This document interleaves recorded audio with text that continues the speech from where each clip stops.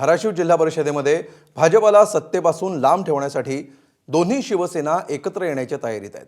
जिल्हा परिषदेमध्ये तानाजी सावंत यांना सत्ता स्थापनेसाठी ठाकरेंची शिवसेना आणि काँग्रेस बाहेरून पाठिंबा देण्याच्या तयारीत असल्याची सूत्रांची माहिती आहे। मात्र सत्तेचं समीकरण जुळवताना तानाजी सावंत यांच्या समोर पक्षांतर्गत गटबाजीचं आव्हान आहे। शिवसेनेतील एक गट भाजपच्या संपर्कात असल्याची माहिती आहे। त्यामुळे धाराशिव जिल्हा परिषद निवडणुकीमध्ये सत्ता स्थापनेसाठी नाट्यमय घडामोडी पाहायला मिळत आहेत।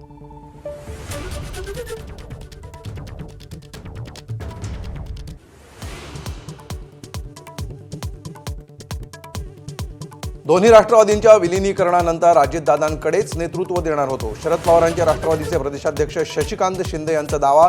तर थोड्याच वेळात शशिकांत शिंदेंचा लेख वाचून सुनील तटकरे भूमिका स्पष्ट करणार।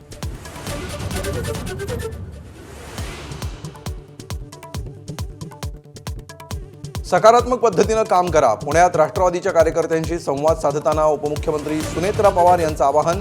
तर जुन्नरमध्ये दोन्ही राष्ट्रवादी एकत्र येण्याच्या अतुल बेनकेंच्या भूमिकेला सकारात्मक प्रतिसाद।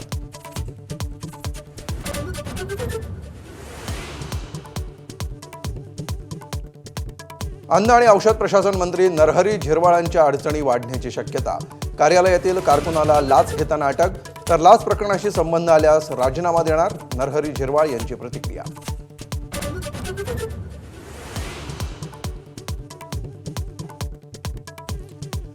एक कोटींचा आरोप करणारे पैसे मोजायला बसले होते का? चंद्रपुरातील ठाकरेंच्या नगरसेवकांवर आरोप करणाऱ्या संदीप देशपांडेंना संजय राऊतांचं प्रत्युत्तर।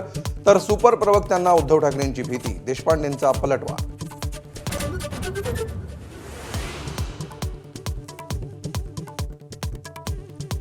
मुंबईतील मेलडी कोस्टल रोडवर मराठी गाणी लावण्यासाठी मनसे आक्रमक। कोस्टल रोडवर मनसेचं आंदोलन, मराठी गाण्यांना प्राधान्य देण्याची मागणी।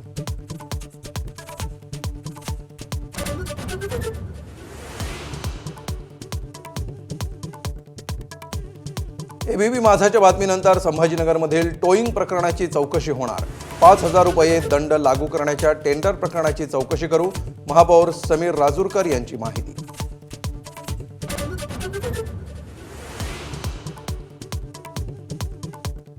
T20 विश्वचषकात सर्वात मोठा उलटफेर, बलाढ्य ऑस्ट्रेलियाचा झिम्बाब्वेकडून 23 धावांनी पराभव।